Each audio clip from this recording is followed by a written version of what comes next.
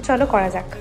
সাইডের আলপনাটা কমপ্লিট করার পরে আমি মিডিলের আলপনা নিয়ে বসেছিলাম। তোমাদের সাইডেরটা আর দেখাইনি, যেরকম দেখেছো সেরকমই, লাস্টে আবার দেখাবো, চিন্তা করো না। তো প্রথমে এটা নিয়ে শুরু করলাম। আমি যেহেতু বললাম আমি ফোন দেখেই বেশি ভালো দিতে পারি, তাই আমি আর বেশি সাহস জুগিয়ে আমার মন থেকে দেওয়ার চেষ্টা করলাম না, ফোন দিয়েই বসলাম আমি। তো ফোন দেখে এবার যেহেতু রাউন্ড, আমি তো একদম সত্যি কথা বলতে প্রফেশনাল আর্টিস্ট নই, তোমাদের প্রথম থেকেই বলছি। তো সেই জন্যই কি প্রবলেম হয়ে যাচ্ছে, আমি রাউন্ডটা কিন্তু ঠিক মতো এখানে দিতে পারিনি, একটু গন্ডগোল হয়ে গেছে। আর আমার যেহেতু আমি শিখিনি, তাই এটা কী করে রাউন্ডটা দিতে হবে সেই বুদ্ধিটুকু আমার মাথায় প্রথমে ঢোকেনি।